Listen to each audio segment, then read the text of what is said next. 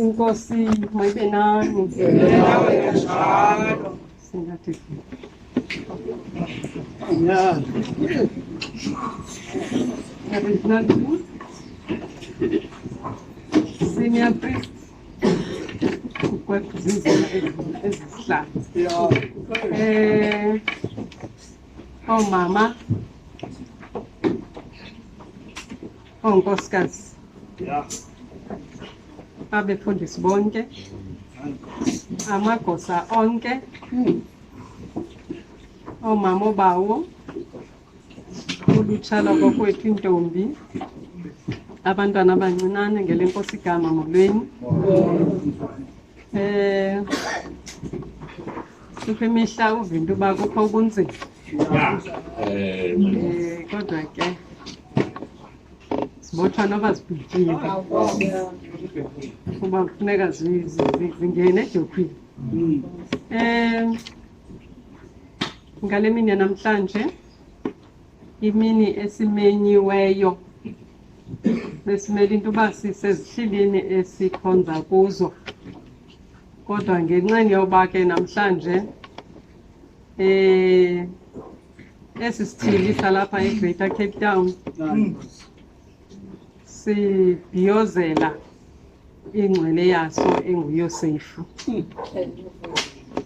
Silapha ke ngenxa yaloo nto besimele uba sithi Yesu wena ngumhlobo ezithilini esikhonza kuzo, kodwa ke ngenxa yokokuba le rejim yagqiba into yokokuba makumane kubekho iimini zoba khe sihlangane sihlanganele ezingcwele zethu.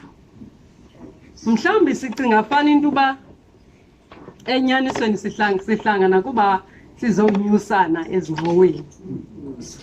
Andifuni uthi mna sihlangana for ukunyusana ezingxoweni, ndifuna uthi sihlangana ukuze sinyusane emoyeni ngenxa yelizwi likaThixo. Ndicinga uba yiyona nto emele into uba ezingqondweni zethu ibe yiyona iphambili more than imali. Imali zizinto zalapha emhlabeni esizawukwenza ngazo izinto zethu zalapha emhlabeni, kodwa xa silapha eyona nto ekufuneka inkqenkqeze kuthi ezingqondweni kukuba size uva ukuba uKristu uyaphila nakuthi, ngoba yiyona nto esiyizele apha enkonzweni. Asizelanga enye nenye, ezinye zii-frills zoba sesilapha ukuze sikwazi ukwenza izinto zethu. Ndicela ke ukuba ubawo anganathi ukuze xa simane ukuhlangana kwezi ngcwele kubekho into asiphathisa yona, singezi nje ukuze simke singafumananga nto. Enyanisweni ezakwaThixo zezakwaThixo, ezasemhlabeni zezasemhlabeni. Simele ke into yokokuba sithi ntshoke imali yethu igqibelelisi ukholo lwethu. Yawa yawa lembewu yawa yawa yawa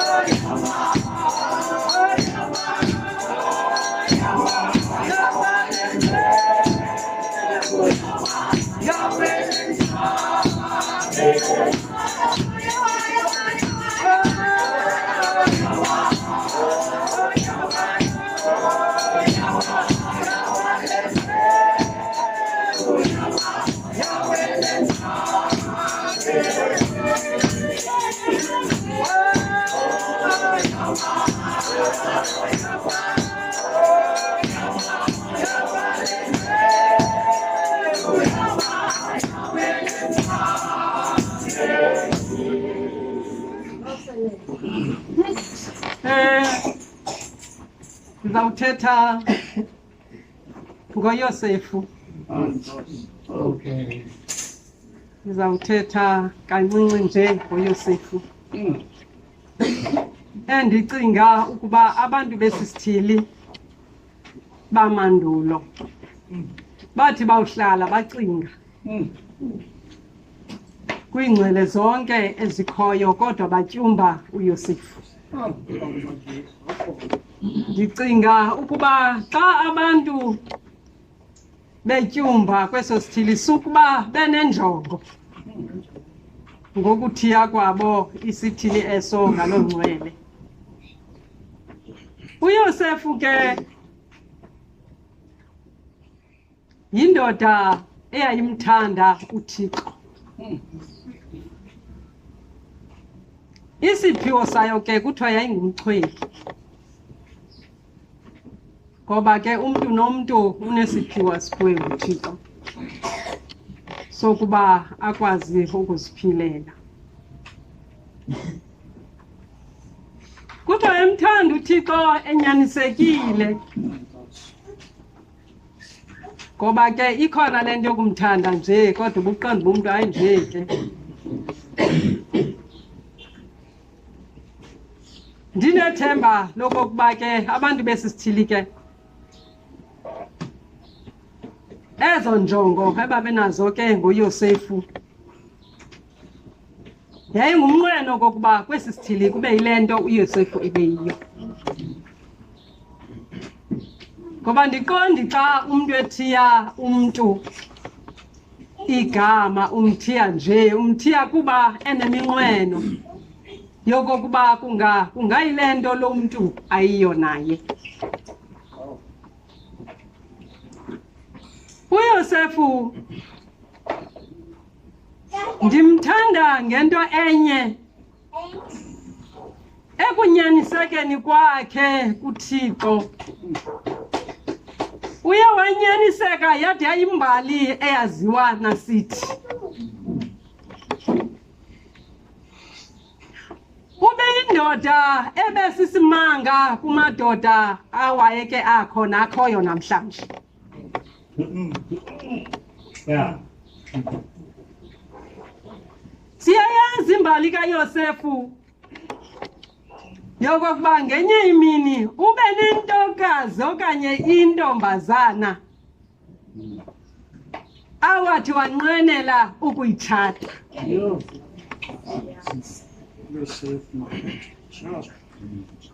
Esiyazi uba le ntombi wayefuna ukuyitshata yayintombi enyulu, eyayingafani nezinye iintombi, eyatyunjwayo nguThixo. Into endimthandela yona ke kukuba nangona waye wafumanisa into yokokuba le ntombi kuthe kanti kukho into ekhulayo apha kuyo, kodwa wathi nangona kwakukho loo nto ikhulayo yafika into ethi mandimale ngasese.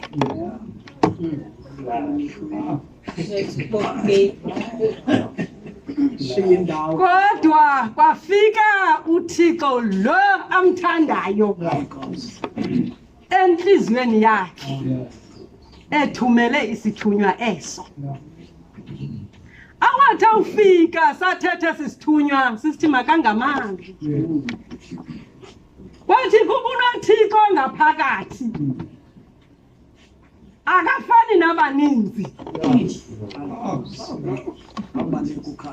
ababenothi xa kusithiwa hayi ke unto ke le ntombi ifunayo ime ngozwane ithi notshe.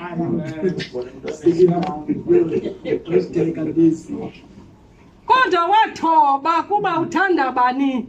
uThixo. Wahamba nayo le ntombazana kwade kwayawuma ekugqibeleni.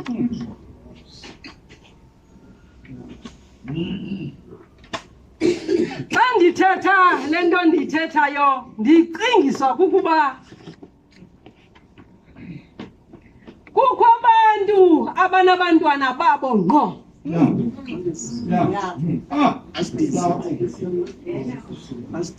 Kodwa ufumanisa into okokuba nangona ingowakhe kunzima itoti leyo bisi.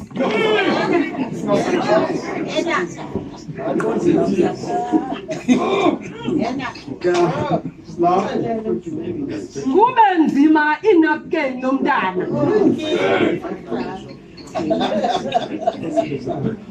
Kodwa ngenxa yento yokokuba uYosefu wayengumuntu kaThixo, zangafane nathi bantu beli lizwe abathi nangona bezazi izinto kodwa umuntu enze ngathi akayazi.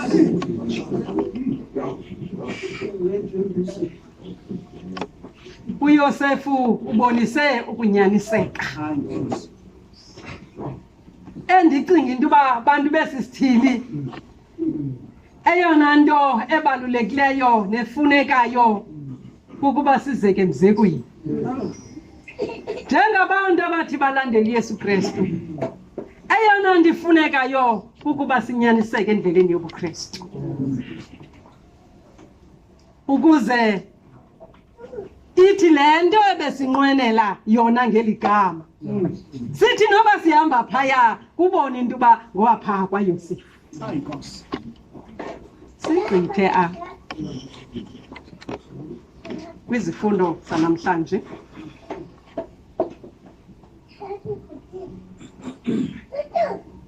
apho kuthetha ngoYesu mbingeleli omkhulu. Ongamalanga uJesu ndimthanda, ongamalanga usomanda, ongamalanga uJesu ndimthanda, ongamalanga usomanda.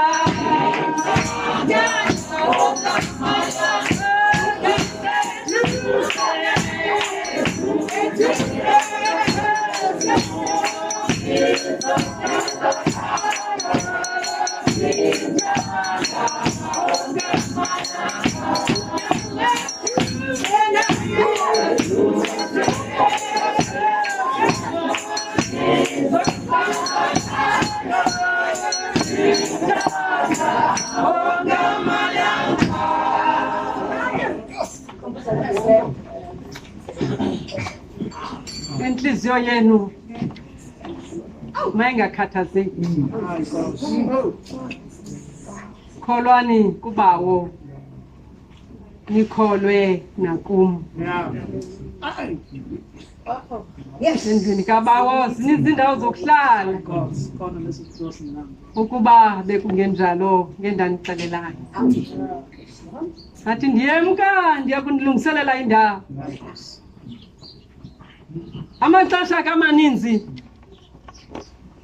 abantu bacinga uba xa kufundwa esi sifundo sesewuthuthuzela emngcwabeni.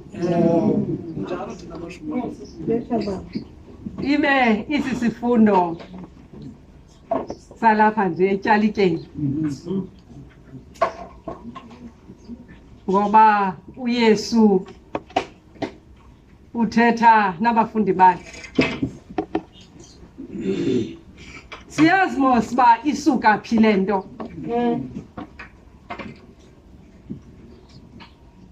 uYesu Kristu ngumntu ekungakhange kube lula nto kuye. Kuba niqaphele ndithe uYosefu uhambe indima ende noYesu. Kuba akuzange kube lula uYesu. Kwaba nzima nendawo leyo kuba abelekelwe. Waya kubelekelwa esitalini samahashe. Bahamba ubunzima bakhe. Wade wayafika kwixesha lokuba abe sezintlanganisweni zamatyala.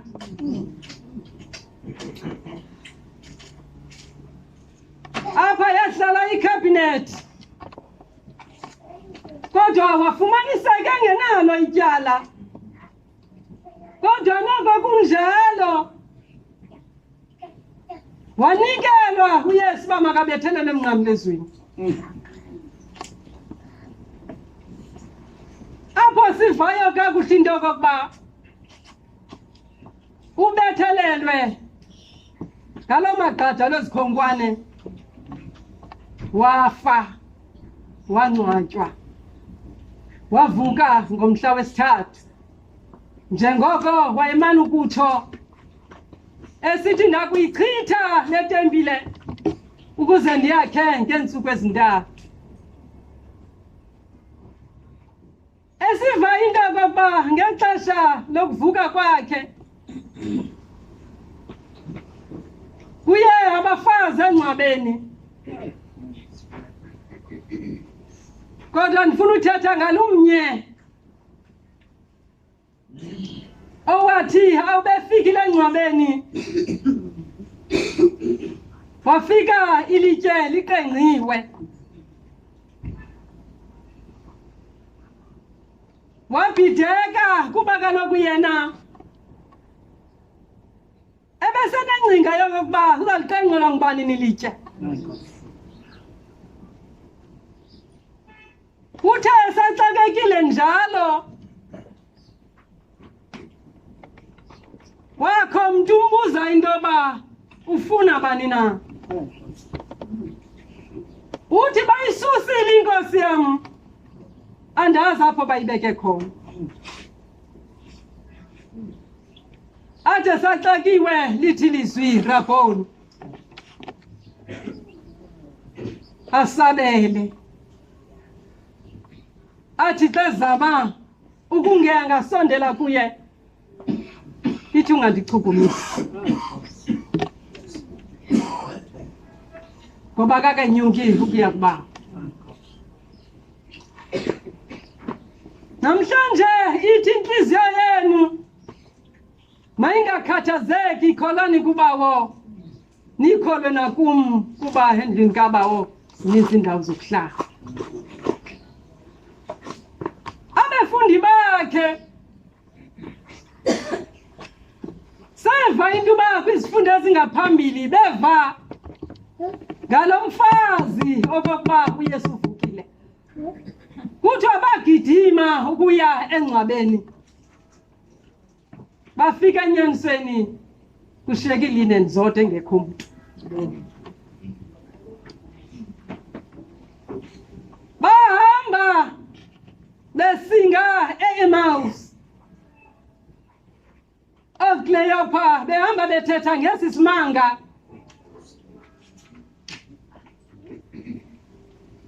Wahlangana nabo uYesu endleleni, wasondela kubo efuna ukwazi izindaba abazincokolayo, bencokola ngokwehlileyo.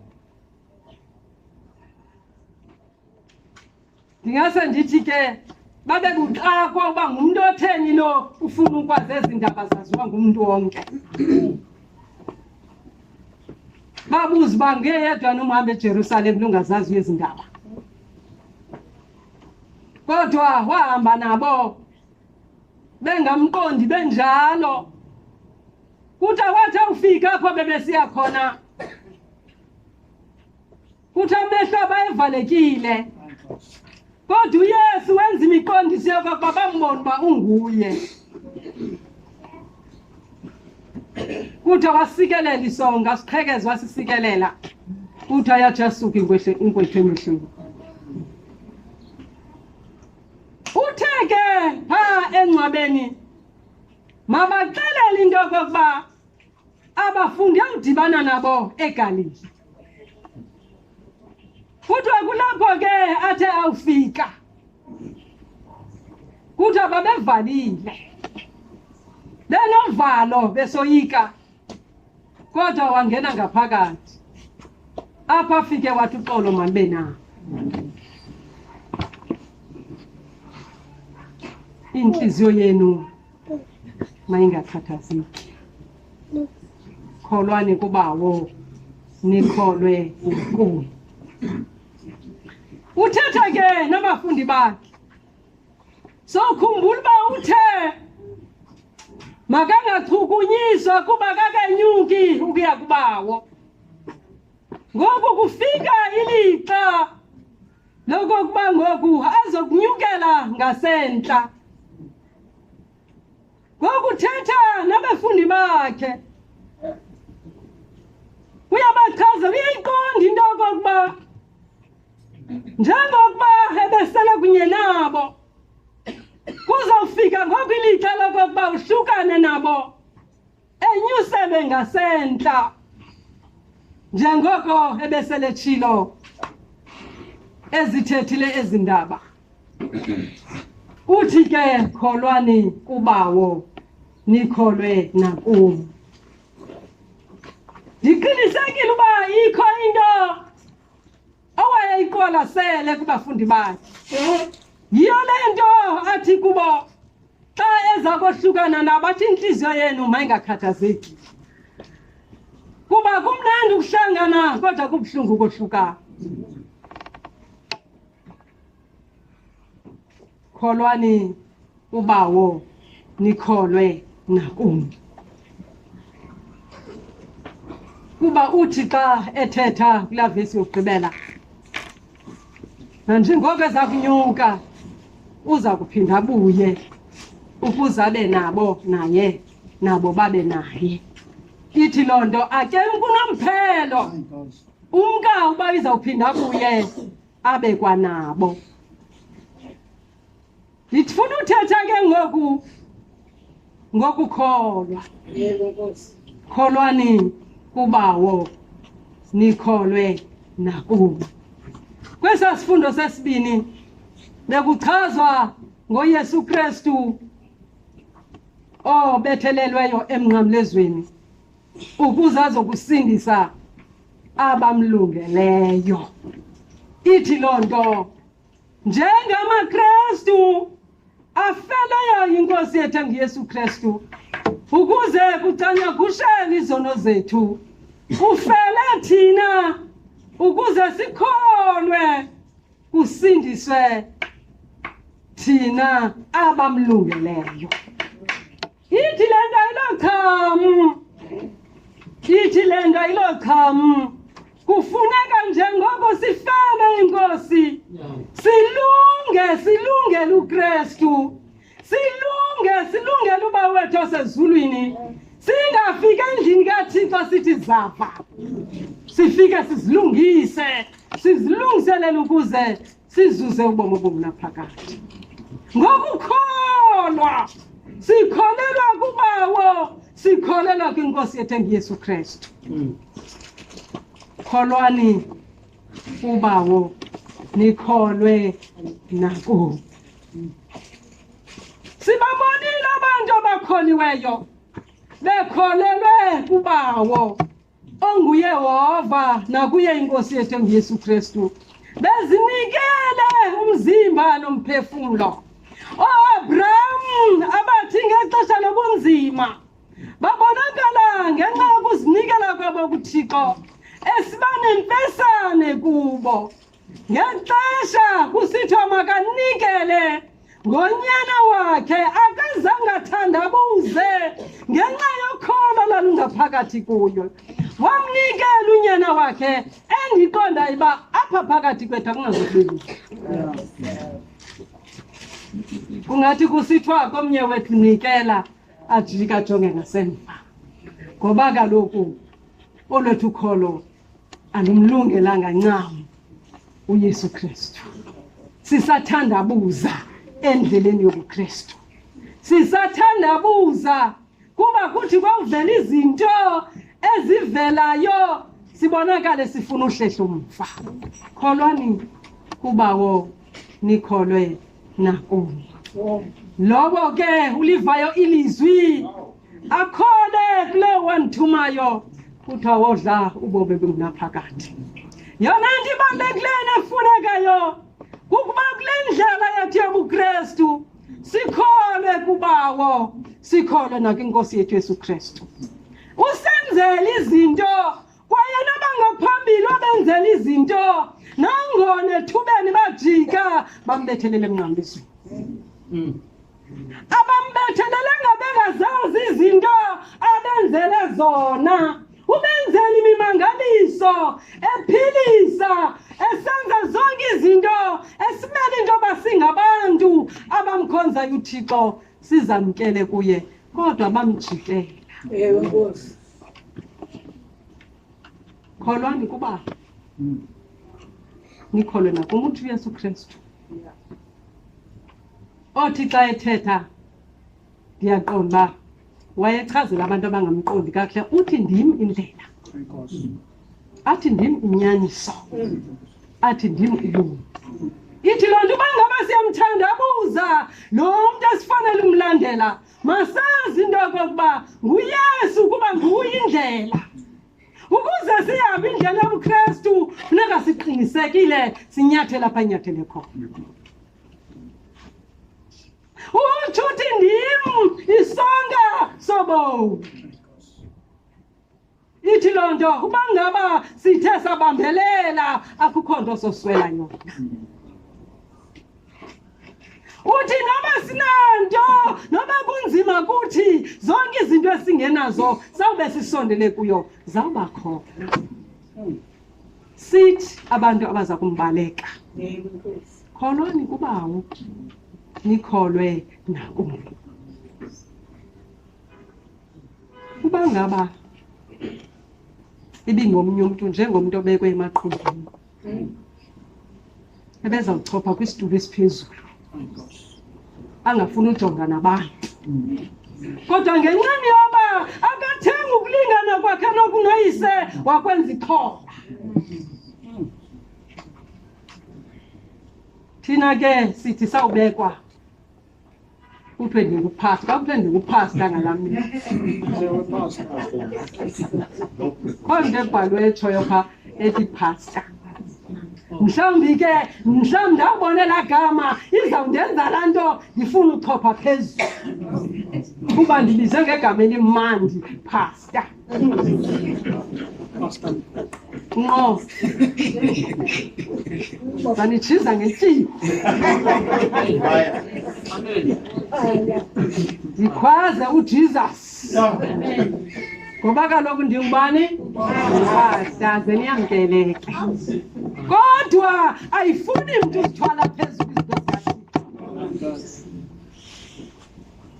uYesu uthobekile wathobeka kwade kwasa ekufeni. Simele into yoba nathi sithobeke kude kuse ekufeni. Ngokuba siyayiphakamela kwaKristu izasijula phaa. Uma sinxibe high tops sizawuqhubeka siyokufa. kwaKristu funeka sinxibe ii-flops okanye sibethe ngenyawo xela umaqamza. Ngoba uba ngaba sithi xa sizawuthetha ngoKristu okanye senze imisebenzi kaKristu sifuna uma phezulu siza kuwa.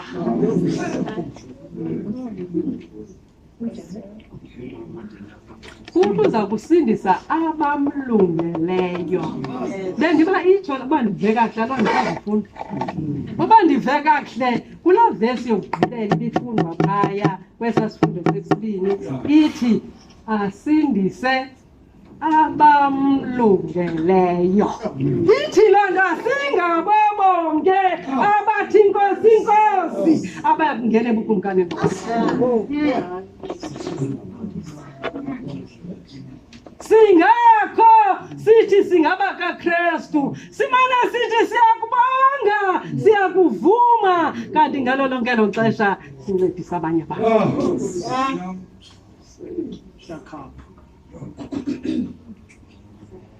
Akwaba xa abantu bakaThixo bemane ukuma bethetha ngelizwi lenkosi singazixholela.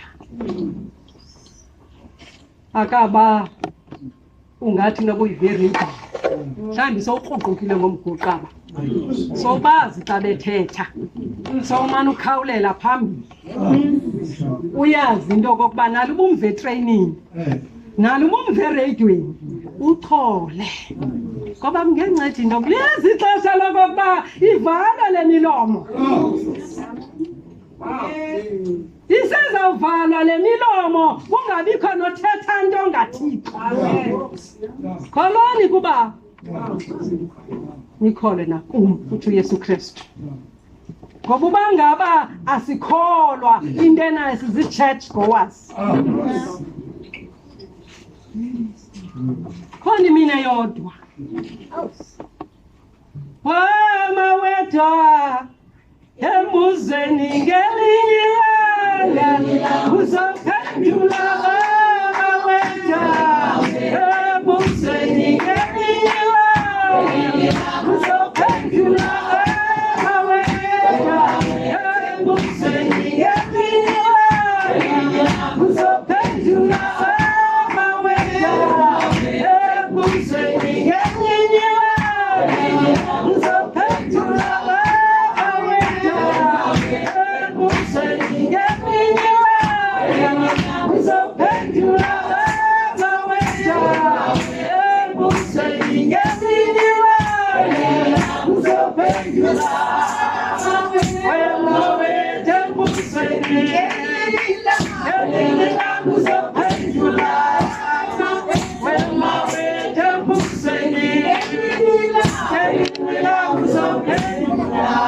uThixo wadinwa ngamadini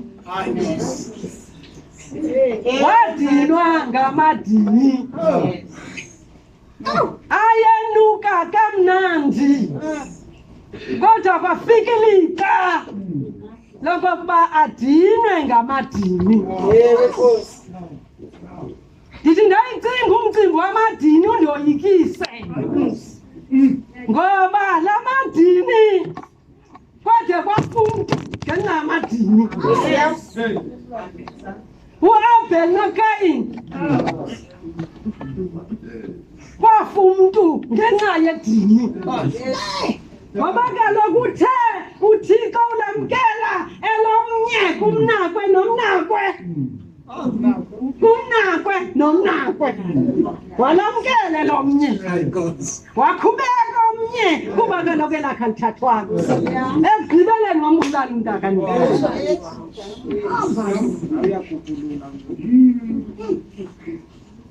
wadini uThixo ngamadini wanukisela ngamanqatha amandi kodwa wathi kwanele wathumela unyana wakhe ukuphela kwamzeleyo ukuba azoba lidini zasemhlabeni kholani kuba ukhole naku akamisi yena kathi kholana pha kum kholani kubawo nikholwe nakum kube endlini kabawo zininzi nazo kuhlala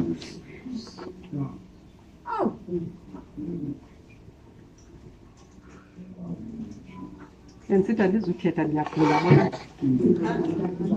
ndisoyika ndithi ndingawindi wele kule ndawo ndiyambulela kuba abandimise kule ndawo noba ndithethe kabini kathathu ndizothi kuni kholani kubawo nikhole nakuYesu Kristu